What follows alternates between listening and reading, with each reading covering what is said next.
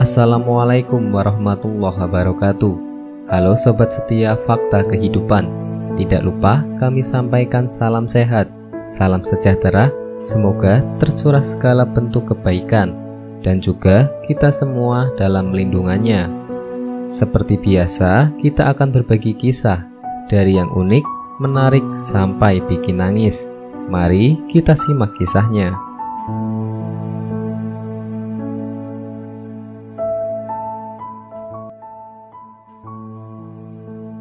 Kisah nyata, kematian seorang rentenir yang bingung mencari liang lahatnya.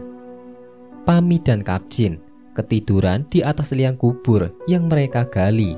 Saat mereka terbangun, Pami dan Kapcin mulai gelisah karena menunggu rombongan pengantar jenazah mayat Nila yang belum juga sampai.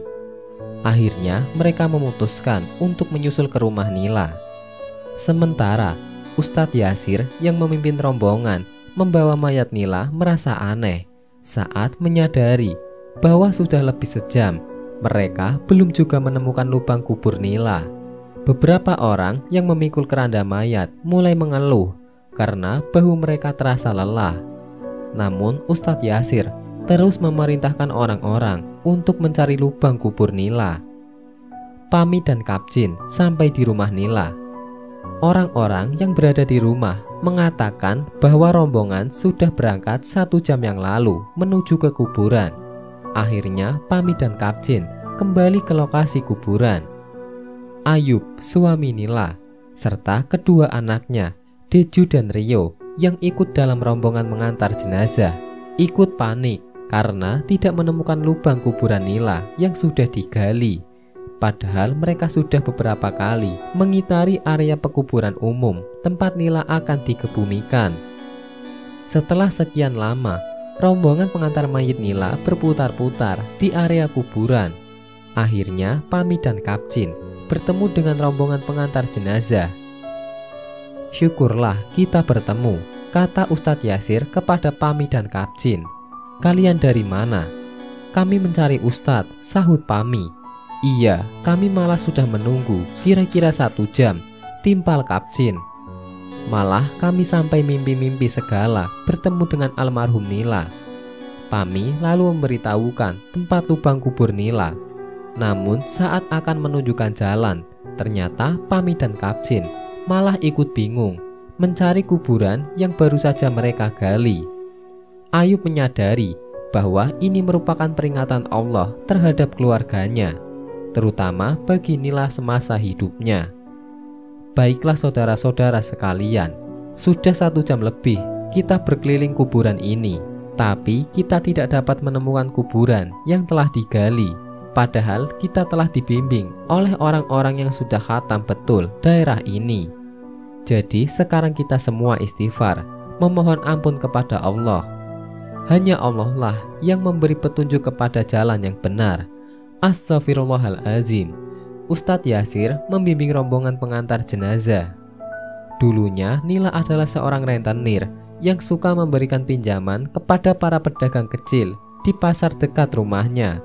Nila sangat perhitungan sekali dengan para pedagang yang ia pinjami. Bahkan 1000 perak pun bisa jadi sebuah pertengkaran besar jika ia merasa dirugikan. Orang-orang yang sudah mengenal tabiat Nila akhirnya banyak mengalah dan memberikan jumlah yang lebih dari yang mereka utang. Di rumah, Nila sangat keras sekali dalam mendidik anak-anaknya. Ia juga sangat pelit dalam mengeluarkan uang. Bahkan Maryam ibunya tidak jarang dibentak oleh Nila apabila lupa mematikan lampu atau televisi di rumahnya. Bagi Nila, hal semacam itu merupakan pemborosan, dan karena itu tidak jarang rumah Nila sering gelap gulita hanya karena ingin berhemat. Suatu hari Nila pergi haji bersama suaminya, dan setelah pulang ke rumahnya, orang-orang yang ikut ke tanah suci bersama Nila menceritakan keanehan yang terjadi terhadap Nila. Selama di tanah suci, Nila lebih banyak bengong dan seperti orang kebingungan. Bahkan tidak jarang ia memarahi para petugas haji yang dianggapnya melakukan pemborosan.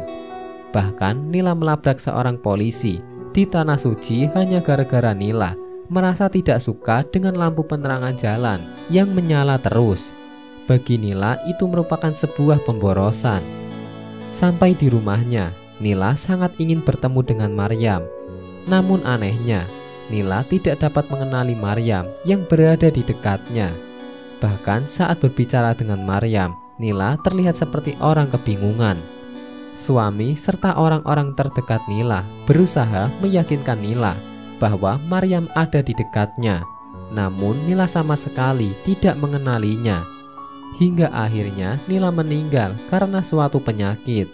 Dan menjelang ajalnya, Nila masih mencari-cari Maryam yang sebetulnya selalu mendampingi Nila selama di rumah sakit. Ustadz Yasir dan semua pengantar mayat Nila beristirahat saat terdengar azan zuhur. Sebagian dari mereka pergi ke masjid dan sebagian menunggui mayat. Setelah berdoa kepada Allah, juga Ayub meminta kepada Maryam, ibunya, untuk memaafkan kezaliman Nila di masa lalu. Akhirnya Ustadz Yasir dan para pelayat lainnya dapat menemukan kuburan Nila yang sudah digali oleh Pami dan Kapcin. Wallahu a'lam bishawab.